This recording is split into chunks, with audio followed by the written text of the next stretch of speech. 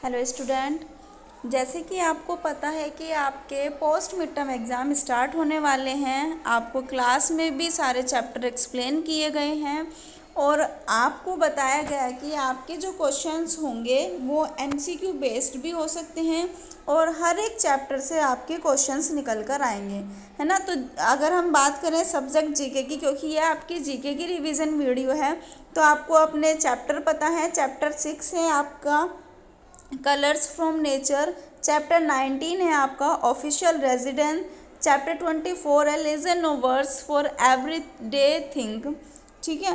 Chapter 32 है metal, आपका copy work है जो मैंने आपको कॉपी में कराया हुआ है। Chapter business banking economy, MCQ based question है, ठीक है। और चैप्टर है आपका स्टेट एंड देयर लैंग्वेजेस। तो ये आपके जीके के पोस्ट मिड टर्म का सिलेबस है, आपका वर्क है। तो यहाँ पर आपको एक जीके की रिवीजन वीडियो मिलेगी जिसमें आपको चैप्टर को एक्सप्लेन किया गया है और आपको बताया गया है कि आपके क्वेश्चंस किस बेस पर आ सकते हैं, ठीक है बच्चों।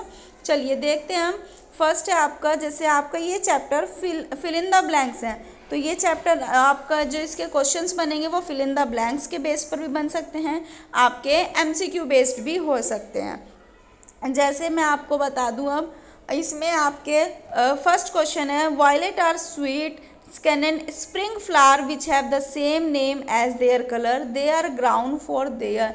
कि जो हमें नेचर से, हमें प्रकृति से जो हमें वायलेट मीठे, हमें सुगंधित जो बसंत के फूल मिलते हैं, है ना, स्प्रिंग फ्लावर मिलते हैं, वो एक हम जिनका नाम उनके रंग के समान होता है, तो वे अपने तेलों के लिए उगाए जाते हैं। यानी कि देखो कुछ फूलों से ना तेल निकलता है, तो वही इसमें पूछा है कि उनकी जो वायलेट होते हैं, जो मीठे फ्लावर होते हैं, स्वीट स्किन स्प्रिंग फ्लावर होते हैं, वो अपने कलर से क्या निकालते हैं, ऑयल भी निकालते हैं, तो उनको क्या बोला जाएगा, ऑयलिश बोला जाएगा, ठीक है। नेक्स्ट आता है roots of indigo plant gives a dark dash dye. Fourth है हमारा, जैसे नील, यानी कि जो हमारा नील के पौधों की जड़ से हमें एक डार्क कलर मिलता है, वो डार्क डाई कौन से होता है, ब्लू होता है, ठीक है।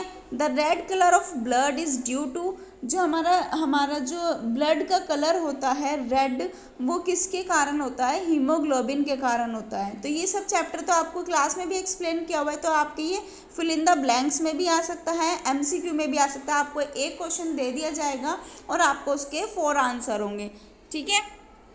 आ गई बात समझ में। जैसे सैफरन है डैश येलो, सैफरन है dash dye is obtain from crocus plant, यानी कि जो हमारा जो केसर होता है वो क्रॉकरस के पौधे से एक डाई के रूप में प्राप्त किया जाता है। अब मैं यहाँ पर आपको 4 ऑप्शन दे दूँ, येलो, वाइट, ग्रीन, ब्लू, है ना। तो अगर आपको पता है कि सैफरन से कौन सा कलर होता है, येलो होता है, तो आप येलो पर टिक करोगे, ठीक है बच्चों। नेक्स्ट पर आते हैं। नेक्स्ट चैप्टर है हमारा ऑफिशियल रेजिडेंस। ऑफिशियल यानी कि हमें ऑफिशियली बता दिया है कि हमारा कहाँ पर कौन सा रेजिडेंट होता है। जो हमारे रेजिडेंट्स होते हैं, जैसे हमारे जो प्रेसिडेंट होते हैं, वो हमारा यूएस का हो, इंग्लैंड का हो, इंडिया का हो, साउथ अफ्रीका का हो, जापान का हो, कि उनके कौन कौन से पैलेस हैं और कि कहाँ पर वो रहते हैं, ठीक है, उनका क्या रेजिडेंस है। तो ये आपको मैचिंग में मिल सकता है, ठीक है। जैसे 11 पर आ जाओ। 11 है हमारा राष्ट्रपति भवन, तो राष्ट्रपति भवन का किसका रेजिडेंस है, द प्रेसिडेंट ऑफ इंडिया का, है ना।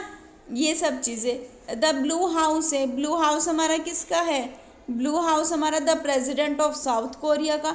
तो ये आपको एक साइड में रेजिडेंस दिया जाएगा, एक साइड में आपको प्लेसेस दे देंगे, प्लेस दे देंगे, हाउस दे देंगे, और एक साइड में आपको उनके रेजिडेंस दे देंगे। तो ये आप मैचिंग कर सकते हो, ठीक है। क्योंकि जब हम चैप्टर को अच्छे से पढ़ेंगे, हमें पता होगा कौन सा हाउस किसका है या कौन सा रेजिडेंस कहाँ पर है, तो आप अच्छे से उनको मैच कर सकते हो, ठीक है बच्चों।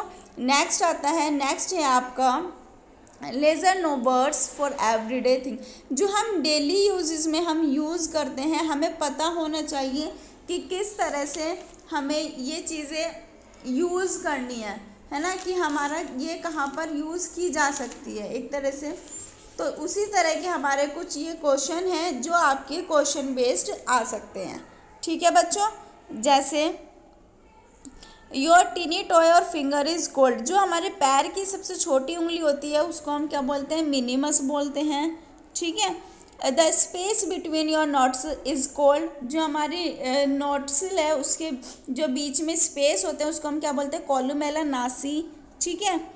नेक्स्ट आता है हमारा the dot over and I inverted commas और जे इन्वर्टेड कॉमाज इज कॉल्ड, इसको क्या बोला जाता है, टाइटल।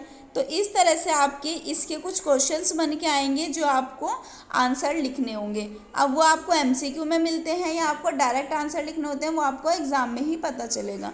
जैसे the day after tomorrow is called, tomorrow के बाद वाले डे को क्या बोलते हैं, ओवर मोरो, ठीक है। तो कुछ क्वेश्चंस हैं आपके जो आपको अच्छे से लर्न करने हैं। नेक्स्ट पर आते हैं, नेक्स्ट चैप्टर आपका मेटल। यहाँ पर हमें मेटल्स के बारे में बताइए, ये तो डायरेक्ट आपके क्वेश्चन हैं, आपके एमसीक्यू में भी मिल सकते हैं। जैसे आपका यहाँ पर मैं एक आपको बता देती हूँ किस तरह से मिलेंगे। Which metal is often found in the pure state, ठीक है, कि हमारा जो बिल्कुल प्योर हमें जो मिलता है वो क्या मिलता है, प्योर मेटल में गोल्ड मिलता है। अब मैं इसमें सिल्वर डाल दूँ, गोल्ड डाल दूँ, ऑप्शन में कॉपर डाल दूँ, है ना, एल्यूमिनियम डाल दूँ, तो आपको पता होगा तो आप उसका एक आंसर टिक कर सकते हो, ठीक है बच्चों। तो आपको ये सारे किस में मिलेंगे, एमसीक्यू में मिल देंगे। Which metal is the best conductor of, कौन सा बेस्ट कंडक्टर है, सिल्वर। आ गई बात समझ में, तो ये आपके एमसीक्यू में होंगे। नेक्स्ट पर आते हैं हम आपके, जो आपको मैंने विदाउट एमसीक्यू कराए हुए हैं आपके कॉपी वर्क में, वो आपको वहाँ पर भी एमसीक्यू में भी मिल सकते हैं। जैसे फर्स्ट क्वेश्चन है, what is the limit of FDI in defence sector under automatic route. FDI कितनी लिमिट है, एफडीआई डिफेंस सेक्टर में ऑटोमेटिक रूट की 74%। एफडीआई की फुल फॉर्म भी बताई थी, फॉरेन डायरेक्ट इन्वेस्टमेंट, ठीक है। जैसे नेक्स्ट आते हैं हमारा sixth question, how many new minor forest produce item have been added under marketing of MFP through MSP scheme. यानी कि माइनर फॉरेस्ट प्रोड्यूस में जो हमने आइटम को ऐड किया है मार्केटिंग एमएफपी के थ्रू एमएसपी स्कीम में, वो कितनी है, 14 है। तो ये आपको एमसीक्यू पर भी मिलेंगे।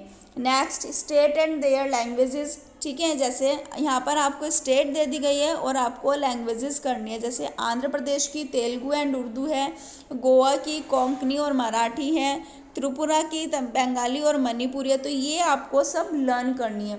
तो बच्चों आपका एक छोटा सा ये रिवीजन वीडियो है जिसमें आपको आपके सिलेबस के चैप्टर के बारे में बताए गए हैं, आपको क्वेश्चंस बताए गए हैं, एमसीक्यू भी हो सकते हैं, फिलअप भी हो सकते हैं, डायरेक्ट आंसर क्वेश्चन भी हो सकते हैं, मैचिंग भी हो सकते हैं, ठीक है। तो आपको अच्छे से हर एक चैप्टर को लर्न करना है और अच्छे से अपने एग्ज़ाम की तैयारी करनी, क्योंकि आपको पता है सबसे पहले आपके बी ग्रुप के एग्ज़ाम होंगे, तो आप पहले उनकी तैयारी करना शुरू करें, फिर जैसे जैसे आपकी डेट शीट होगी आप अपनी तैयारी को अच्छे से करें, ठीक है।